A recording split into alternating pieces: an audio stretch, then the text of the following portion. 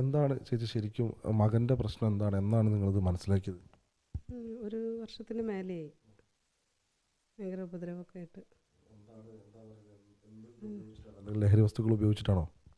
കൂളൊക്കെ നമ്മൾ കാണുന്നുണ്ടായിരുന്നു. പിന്നെ അല്ലാത്ത സാധനം ഹോസ്പിറ്റലിൽ കൊണ്ടുപോയപ്പോൾ പറയുക ചെയ്തത് ഉപയോഗിച്ചിട്ടുണ്ട്. ഇപ്പോൾ എന്താണ് അവസ്ഥ? നിങ്ങളുടെ വീട്ടിൽ നേരത്തെ ഈ ലഹരിയൊക്കെ ഉപയോഗിച്ചിട്ട് ആക്രമിക്കാനൊക്കെ വന്നു എന്നൊക്കെ ഇങ്ങനെ നിങ്ങൾ നേരത്തെ പറഞ്ഞല്ലോ. അതെന്താണെന്ന് ഒന്ന് വിശദമായി പറയുമോ? എന്ന് മുതലാണ് ഈ പ്രശ്നങ്ങളൊക്കെ ഉണ്ടായത്? എന്താണ് ഇപ്പോൾ നിങ്ങൾ അഭിമുഖീകരിക്കുന്ന പ്രശ്നങ്ങൾ? ഇപ്പം നമുക്ക് ശരിക്ക് ഭീഷണിയാണ്. നമ്മളെ കൊല്ലുമെന്ന് പറഞ്ഞ് നടക്കുന്നുണ്ട്. പിന്നെ വീടൊക്കെ അടിച്ചു പൊട്ടിക്കുക, അങ്ങനത്തെ പലതരം ഉപദ്രവങ്ങൾ. ഈ അഡിക്ഷൻ സെൻ്ററിൽ കൊണ്ടുപോയിരുന്നോ? കൊണ്ടുപോയതാണ്. അവർ ശരിയായിക്കോളും എന്ന് പറഞ്ഞിട്ട് വിടുകയാണ്. കുറച്ച് ദിവസം കഴിയുമ്പോൾ അവർ പറയും ശരിയായിക്കോളും, ഇനി അവൻ നോർമലായി എന്ന് പറഞ്ഞിട്ടാണ് വിടുന്നത്.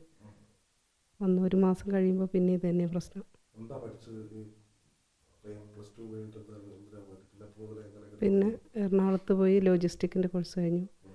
ഇപ്പോൾ ഡിഗ്രി പഠിച്ചു കൊടുക്കുക, തേർഡ് ഇയറാണ്.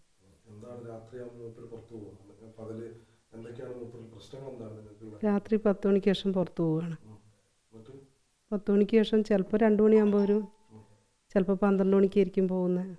ബേക്കറി മേടിക്കാൻ പോകുക എന്ന് പറയും, ചായ കുടിക്കാൻ പോകുക എന്ന് പറയും. അപ്പം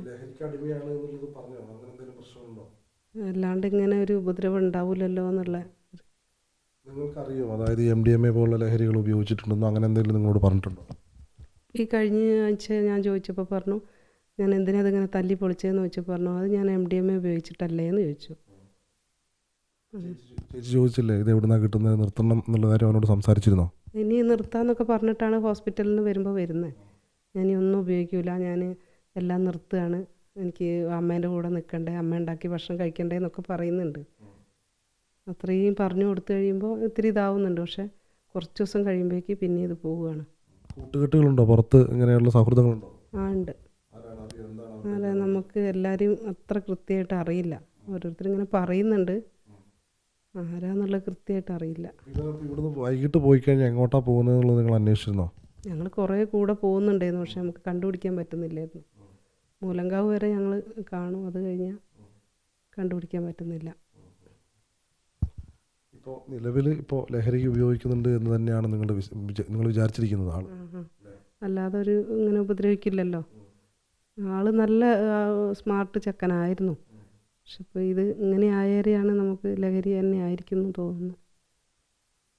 പോലീസിൽ നിങ്ങൾ നേരത്തെ പരാതി കൊടുത്തിരുന്നോ? പോലീസ് എന്താ പറയുന്നത്? അവർക്കൊന്നും ചെയ്യാനില്ല എന്നാണ് പറയുന്നത്.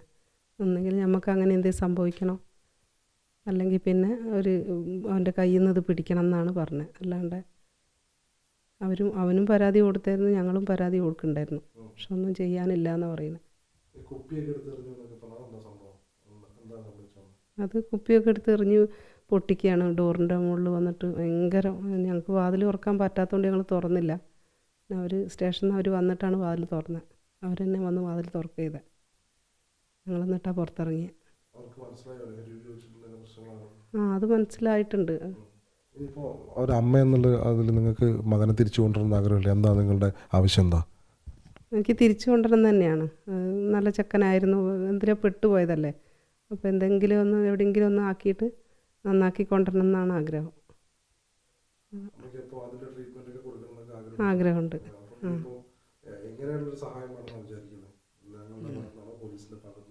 പോലീസിൻ്റെ ഭാഗത്തുനിന്ന് അവർ നമ്മൾ കൊണ്ടുപോകാൻ പറ്റില്ല, അതുകൊണ്ട് അവർ ഞങ്ങളോട് കൊണ്ടുപോകാനാണ് പറയുന്നത്. പക്ഷേ ഞങ്ങൾക്ക് കൊണ്ടുപോകാൻ പറ്റാത്ത അവസ്ഥയാണ്. കൊണ്ടുപോയാൽ ഞങ്ങളെ അവൻ ഉപദ്രവിക്കും, അതാണ് ഇപ്പോൾ പ്രശ്നം. എല്ലാവരോടും പറഞ്ഞാൽ ഞാൻ അഡിക്ഷൻ സെൻറ്ററിൽ കൊണ്ടുപോകണ്ടാണ്ട് എന്നെ കൊല്ലുമെന്ന് പറയുന്നത്. കൊണ്ടുപോകുന്നതുകൊണ്ടാണ് ഇപ്പോൾ എന്നോടുള്ള ദേഷ്യം. സഹോദരനോടോ? അവനോട് ഇപ്പോൾ കുറച്ചായിട്ട് അവനോട് ചെറിയൊരു ഇളവുണ്ട്, അല്ലെങ്കിൽ അവനോട് ഭയങ്കര ദേഷ്യമായിരുന്നു. ഇത് മാറണം, ഈ ലഹരിക്കൊന്ന് ഇതെല്ലാവരെയും ഒന്ന് തിരിച്ചു കൊണ്ടുവരാൻ. എല്ലാ പിള്ളേരും എല്ലാ രക്ഷിതാക്കളും ഇങ്ങനെ ഇത് അനുഭവിക്കുകയല്ലേ. അപ്പോൾ എല്ലാ പിള്ളേരും എല്ലാവരെയും കൂടെ ഒന്ന്,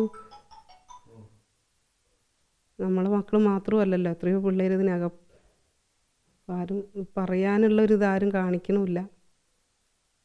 എങ്ങനെയാലും കൊണ്ടുപോയിട്ടൊന്ന് നന്നാക്കാൻ പറ്റുകയാണെങ്കിൽ നമ്മളെങ്ങനെയായാലും എത്ര പൈസ ആയാലും മുടക്കാമെന്നുള്ളൊരിതാണ്.